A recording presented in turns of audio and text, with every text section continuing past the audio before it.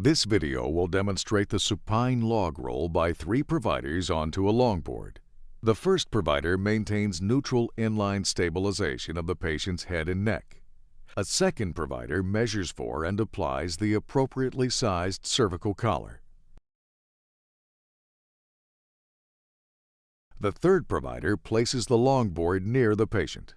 While the first provider maintains neutral inline stabilization, the second provider kneels at the patient's side mid-thorax, while the third provider kneels on the same side between the patient's hips and knees. The patient's arms are straightened and placed palms in next to the torso, while the patient's legs are brought into neutral alignment. The second provider reaches over the patient and places one hand under the patient's shoulder and the other hand under the patient's hip, while the third provider reaches over the patient and places one hand under the patient's chest and their other hand under the patient's femur.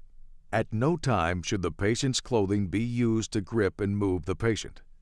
On command from the first provider, the patient's entire body is log rolled as a unit slightly onto the patient's side, while neutral spinal alignment is ensured. The longboard is moved into place behind the patient by the second and third providers, while holding the patient on the side with the foot end of the board positioned between the patient's knees and ankles, and the head of the longboard extended beyond the patient's head. The longboard is held against the patient's back by the second and third providers. On command from the first provider, the patient and the board are rotated to the ground. Once the board is on the ground, the patient's upper chest is grasped firmly by the second provider, with the hands placed in the patient's axilla. The third provider places his or her hands on either side of the patient's pelvis. On command from the first provider, the patient is moved upward and laterally and centered onto the longboard.